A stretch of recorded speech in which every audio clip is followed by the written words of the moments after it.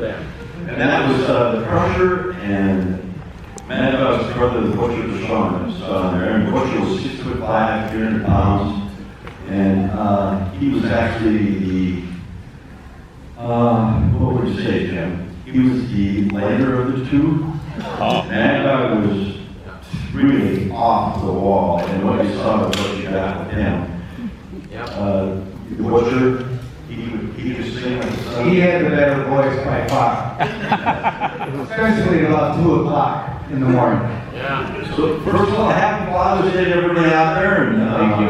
You know, a lot of the fathers out there. I see some of the kids coming in.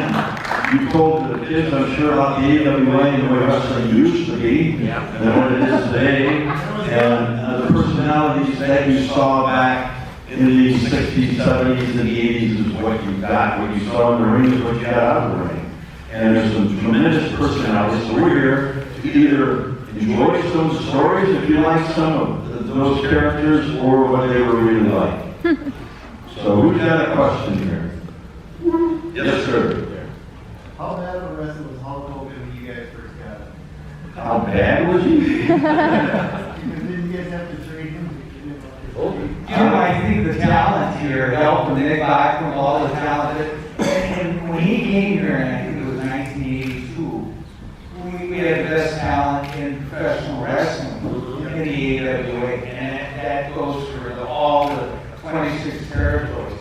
And I think Terry Bollea, Hulk Hogan benefited from being here. Yep.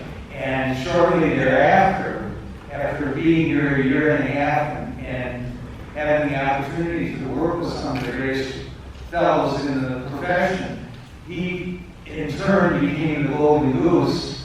And without him, the WWE would not be what it is today. He was horrible. He played a heck of a bass guitar, and he was a great guy. I was at Shea Stadium, they had a big man up there. It was Hulk Hogan versus Andre the Giant, and the other main event was Larry Zbyszko against Bruce Sammartino. And I wrestled on the card that night, and Hulk had his butt beat pretty bad. And I went out with some friends afterwards. He came back to the hotel, the Marriott Hotel in New York, and all sitting outside of his room, and I said, "Hey man, big man, what's going on? What's wrong? I can't make it in wrestling." And I said, "Well, you really need to come to the AWA, you need some training." And he came, and Jim and I actually worked out with him a lot, and we were 6-man tag team matches with him. You know, when we get a hold of somebody, we tag them out, and grab the arm, twist it, drop the leg on it, and tag out. We didn't give him too much exposure, but he really caught on. And you know, he became a superstar in wrestling. He changed the whole industry when he left and went with the McMahon group. And their philosophy was a lot different than what they had here in the AWA. Here you had to be able to compete, you had to be able to wrestle, and like Jim said, the talent here was the best anywhere in the world. Yes? Do you have any memorable ribs? Like pranks? Pranks? Yeah. They always pulled.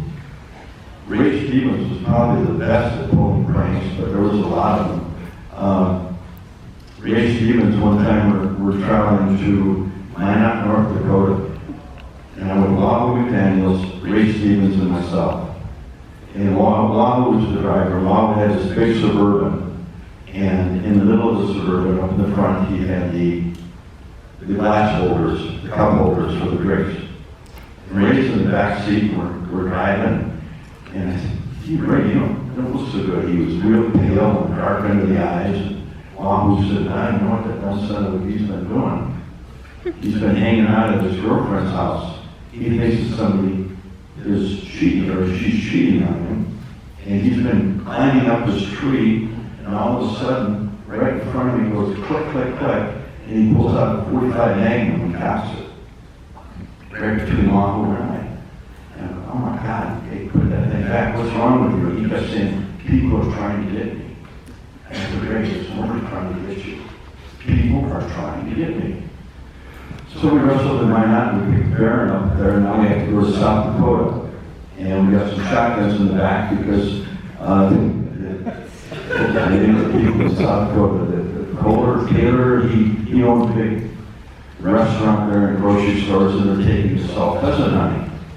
And Ray is having their drinks now. They got the vodka tonics out, and they're drinking the drinks, and Ray's telling the story about his girlfriend Mary, and she's cheating on people are after me, and people are after this, on and on till we got to Aberdeen, South Dakota. So Baron and Longo said, well, we're not staying with him tonight. He can stay with you. This guy. So we get in the room and he's had a few drinks and he's just in his bed. He said, he started naked. He cocks his 45 Magnum and puts it under his pillow. And I said, Ray, what are you doing? He said, people are trying to get me. I said, they're not going to find you in Aberdeen, South Dakota. So anyhow, we goes off and I wake up and have to go to the restroom and I hear Ray snoring over there. So I go in the restroom and I'm going, And I'm making a little noise in here. When I come out, is Ray going to think that somebody broke in here and he's going to blow my head off with that 45 Magnum? And I listen and I don't hear much. I don't hear anything. So I come creeping out of my room like this. And then Amway, he rolled down on the floor. And as I walked back by him, he goes, bang!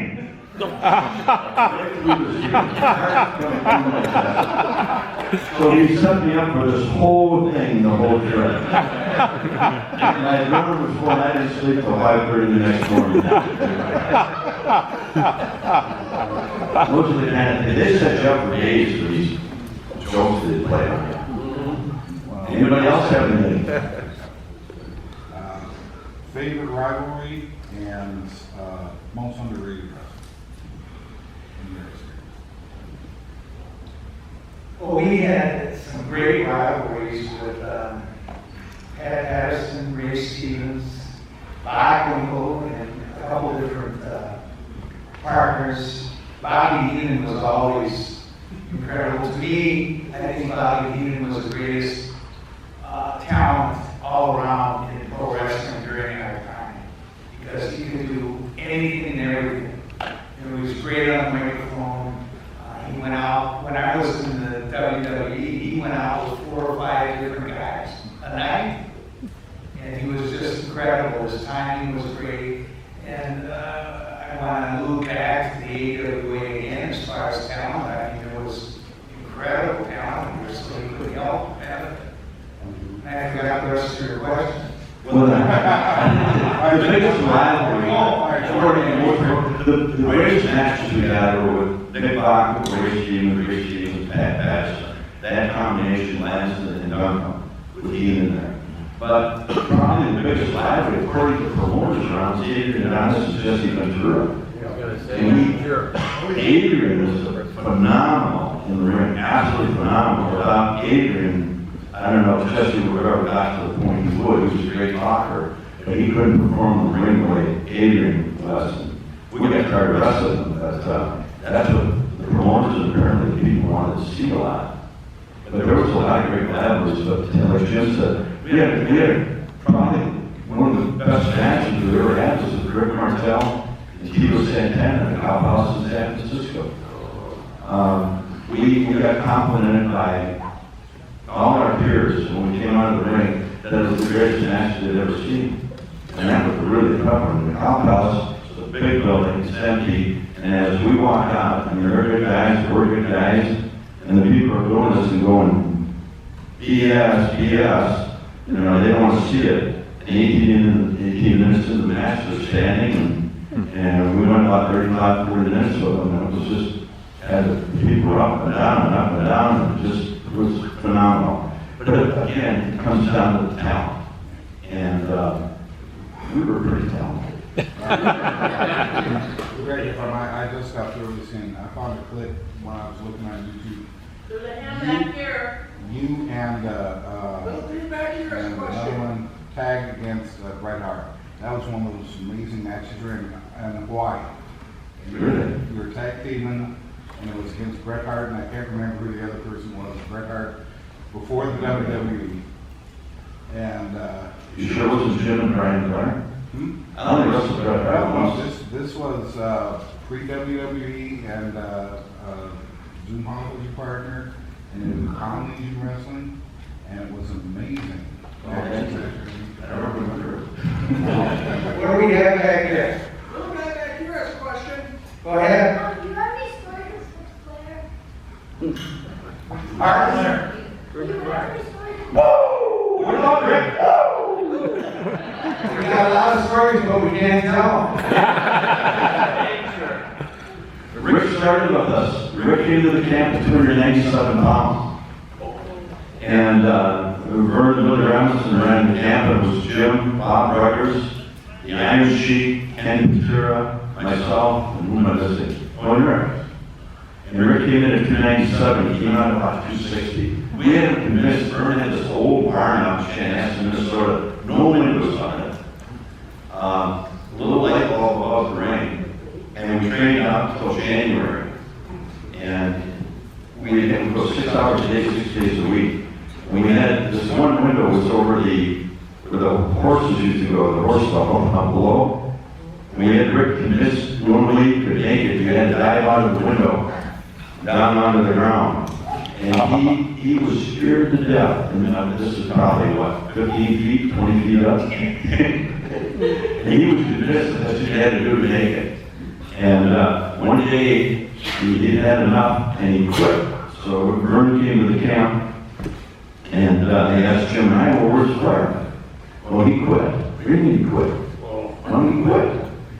And he knew where he lived. We lived in a duplex. It was Rick and his wife at that time, Beth, and then Ventura, Ruggers and I, and the other one, and Jim was up in Wakefield Lake. So he went to the house and he knocked on the door and Rick came out and said, what are you doing? He said, I quit. You can't quit. You got too much talent. I can't cut it. I can't make it. He's still rude. I didn't have to dive off his family. He didn't tell Vernon that he kicked our butts. So Vern said, you're not quitting. Yes, I'm quitting. And Vern opened hand and knocked him on his butt. And he said, get up and get out to that camp. And the rest was history. I mean, he was one of the greatest performers probably ever to come out of at least that camp. But a lot of them did, but he's sensational. A little update on the main square right now. A lot of people have heard that he's had some medical conditions. Yeah. The last couple of years, especially the last couple of months. I talked to him last week, and he's had some heart problems due to apparent blood clot in his leg, moved to his lung. He had 4 different procedures over the last 2.5 weeks. And the last procedure, they gave him a pacemaker with 3 leads. And he said he felt fine, and he had 2 Comic-Cons that he was going to do, and then he was going to go for a week in the Caribbean and relax. So he's okay. Good, good. Anybody else are waiting for the movie to start? We have one more question. We got a couple more. Yep. So one of the things as a kid that I was fascinated about is the rivalries, and it's almost like, you know, a real life action adventure. And one of the rivalries that I particularly remember is when you guys were coining the high criers. Where did that come from? What? Well, I think that was our good friend, the old governor. And like Grace said, Jesse was, you know, probably second to that on the microphone. And the true thing is that Jesse believed everything he said. About himself. And God bless him. And you know, he was incredible on the microphone. And I got to tell you, one night we're on a small plane, and Jesse was up playing cards with Greg. And Jesse had a nervous tick, and he moved his leg like this all the time, and he sort of had a little movement. And Bobby, Heenan, and I were in the back drinking pretty heavily because we were both afraid of the small plane. So Bobby looked over at me and he says, Jimmy, I says, do you think that our friend Jesse can swim 100 yards underwater and tie 2 bombs together without blowing himself up? And I said, no. He said, neither do I. Quick airplane story. And this is probably the last story before the movie. Mad Dog was Sean. Everybody knows the Mad Dog. Yeah. Wait, I'm sorry. Cook rivalries. Him and the Crusher. Yeah. They hated each other. Yeah. We were in Milwaukee when we had the wrestling in a cage match. We were walking down the hallway, going back to our locker room. Here's Crusher over here, and he's drinking a pint of whiskey. We go down here, Mad Dogs, pint of whiskey. We looked at each other, we better go watch this thing. Milwaukee Arena, and we go out there, and Mad Dog gets in the ring first. There's a stage up there that was standing around with some of the policemen. And here comes Crusher down, and they're booing Mad Dog, and he's doing that jump around the ring. Here comes the Crusher, and the people are going crazy. He steps into the ring. Mad Dog slams the door on his head. Yeah. Busts him wide open. And he starts beating the crap out of him. And the people are going crazy. They start climbing up the cage. And Mad Dog, he sees them. Not a minute. Yeah. And he takes off and he hit the ropes in the cage. And the people were flying off. 3 rows back, they're catching him. Then he hit the other side, and then that side, and then over to there. And this went on for about 2 minutes. And people just flying here and there. We're dying laughing. The policemen are supposed to be helping them. They're up there laughing their butts off. Well, that was the rivalry. Those two just didn't like each other.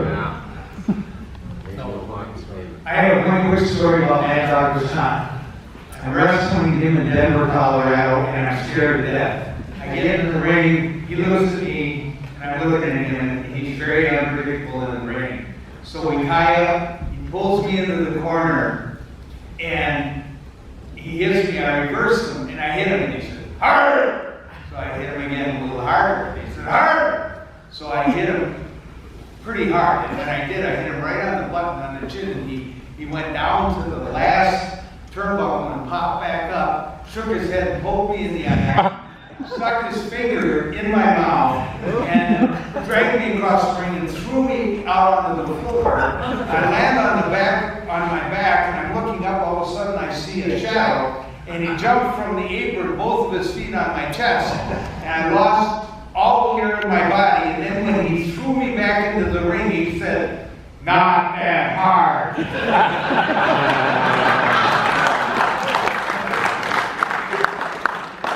I think we better get to the movie here. We could talk all night, tell some great stories, but this is from 1974, starring Ed Asner, Vern Gagne, Billy Robinson, a cast of characters. You can recognize a lot of these old favorites from the AWA. And if you have any questions about the history of professional wrestling, nobody in the world knows it better than that guy right there, George Schreier. He's got some fantastic work, and you should read it. But if you're all ready for the movie, let's get it rolling.